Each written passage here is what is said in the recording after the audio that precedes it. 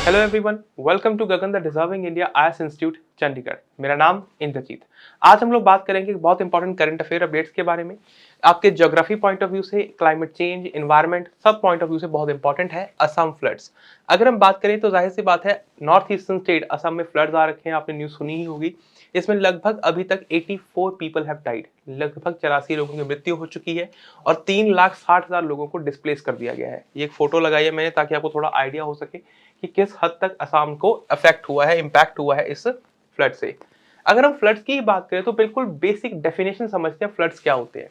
Floods are the most frequent type of natural disaster occur when overflow of water submerge the land that is usually dry. परिभाषा की बात करें तो भाई साहब, आमतौर पर जो जमीन सूखी होती है, अगर वहां पर भी पानी आ जाता है किसी नदी या किसी नाले में या समुद्र के स्तर बढ़ने से, तो उसे हम फ्लड बोलते हैं।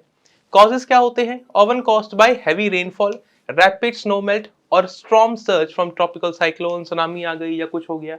यह सबसे बड़ा कारण होता है जब नदियां नाले में पानी ज्यादा आ जाता है। वहां पर पानी क्यों आता है? इसका एक बड़ा कारण है क्लाइमेट चेंज। जब पानी पिघले, सब बर्फ पिघलेगी, ठीक है, क्लाइमेट चेंज के कारण बर्फ हम देख रहे हैं कि पिघलती जा रही है।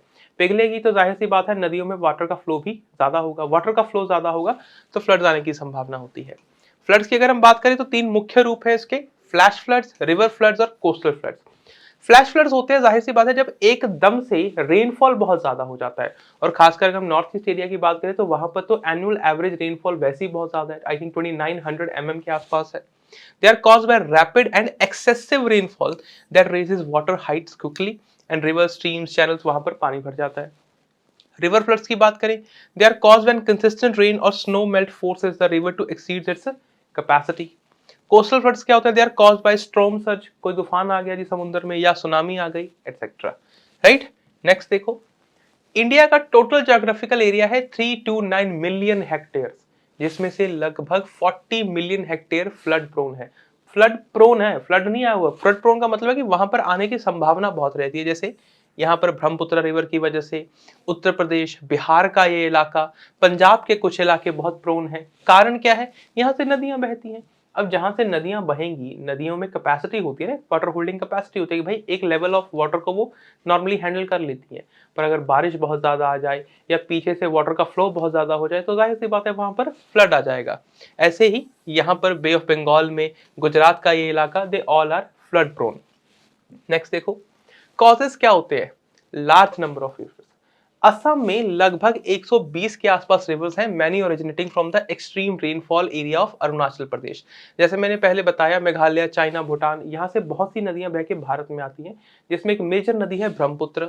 Brahmaputra river in particular gathers significant sediment as it descends to Assam, slowing down and depositing sediments.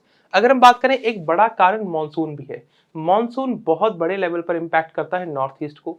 North east में लगभग 2900 mm बहुत ज्यादा लेवल है रेनफॉल के लिए। According to state disaster management authority, 85% of the Brahmaputra basin annual rainfall, जितना पूरे साल में रेन पड़नी होती है उसमें से लगभग 85%, 85% सिर्फ इन महीनों में हो जाता है। Additional rainfall in April May due to thunderstorms या contribute to flooding during heavy rain in June.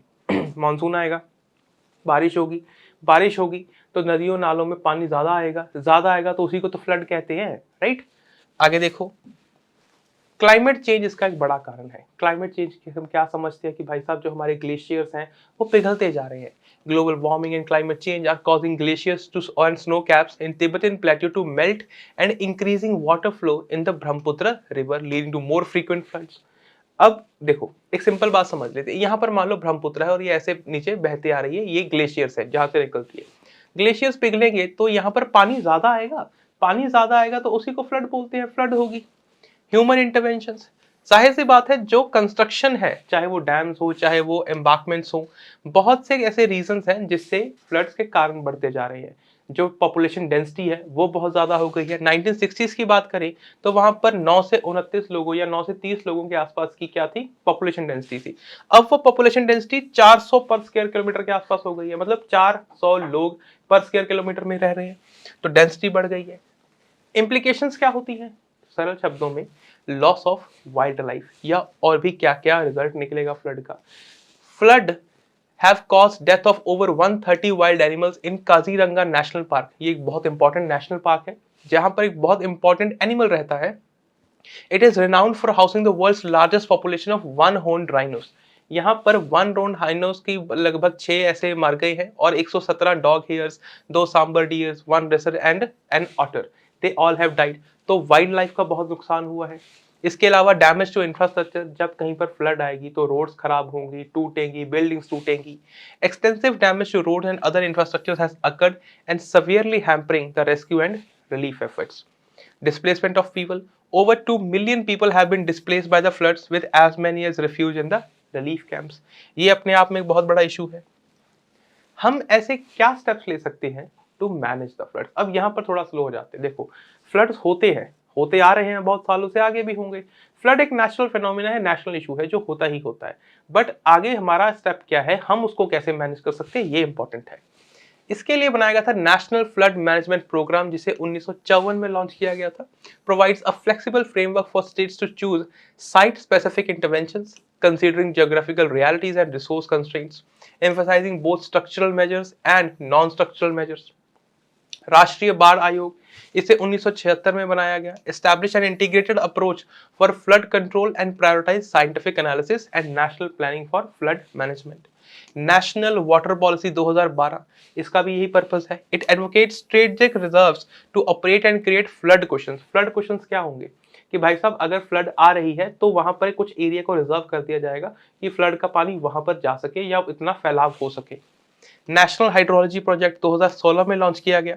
It strengthens the flood forecasting capabilities through real time hydrometeorology, data accessible at all levels including state, district and even village level तक। ये बहुत से ऐसे step लिए गए by government.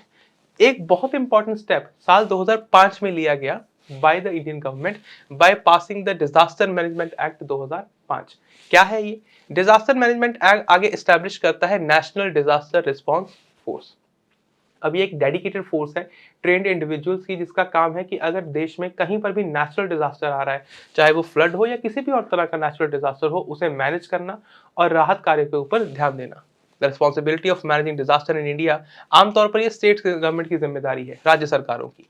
पर इसके लिए नोडल मिनिस्ट्री कौन सी है? मिनिस्ट्री ऑफ होम अफेयर्स, गृह मंत्रालय। It refers to trained professional units that are called upon for specialized response to disasters।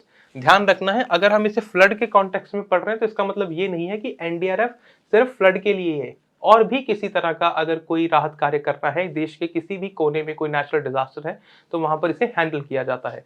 मतलब एनडीआरएफ उसे हैंडल करता है, चाहे कहीं पर लैंडस्लाइडिंग हो गई हो, भूकंप आ गया हो, कुछ भी हो। वे फॉरवर्ड क्या हो सकता है? Early warning system. The need for new early warning system and response systems to adapt to flood is evident from past experience। It is essential to provide credible information for better preparedness and alerting the residents। जहां पर आने की संभावना है वहां के लिए early warning system बनाने की जरूरत है। सबसे इंपॉर्टेंट स्टेप है implementing the recommendation of task force 2004 on flood management and erosion control. Erosion क्या होता है? मिट्टी का इरोजन, ठीक है। Higher investments, dedicated funds in state sector as additional central assistance for maintenance of embankments। The central government may consider funding the flood control component of the reservoir projects, right? तो ऐसे हम बहुत से step ले सकते हैं, या भारत सरकार बहुत से स्टेप ले सकती है जिससे हम फ्लड को मैनेज कर पाएं और जान और माल का नुकसान कम हो। आई होप ये टॉपिक आपको यहाँ तक समझ आ गया होगा। हम मिलेंगे नेक्स्ट वीडियो में, तब तक अपना ख्याल रखें, खुश रहें, धन्यवाद।